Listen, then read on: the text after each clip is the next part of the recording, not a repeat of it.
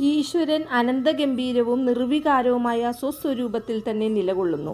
നിങ്ങളും ഞാനും ഈശ്വരനോട് ഐക്യം പ്രാപിക്കാൻ ശ്രമിക്കുന്നു. എന്നാൽ പ്രകൃതിയിലാണ് നാം നിലയുറപ്പിക്കുന്നത്. ദൈനംദിന ജീവിതത്തിലെ ബന്ധകരങ്ങളായ നിസ്സാര വിഷയങ്ങളിൽ, അതായത് പണം, പെരുമ, മനുഷ്യസ്നേഹം എന്നീ വക പ്രകൃതി വികാരങ്ങളിലെല്ലാം ആണ് നാം നിലയുറപ്പിക്കുന്നത്. എവിടെയെങ്കിലും എന്തെങ്കിലും പ്രകാശിക്കുന്നെങ്കിൽ ആ വെളിച്ചം സൂര്യനിലായാലും നമ്മുടെ അന്തർബോധത്തിലായാലും അതെല്ലാം ഈശ്വരൻ തന്നെ. ഈശ്വരൻ പ്രകാശിക്കുന്നു, തുടർന്ന് സർവവും പ്രകാശിക്കുന്നു. ഈശ്വരനെ ഇങ്ങനെ മനസ്സിലാക്കാൻ ശ്രമിക്കുമ്പോൾ നാം ചെയ്യുന്ന എല്ലാറ്റിൻ്റെയും പുറകിൽ ആ ശക്തിയുണ്ട്.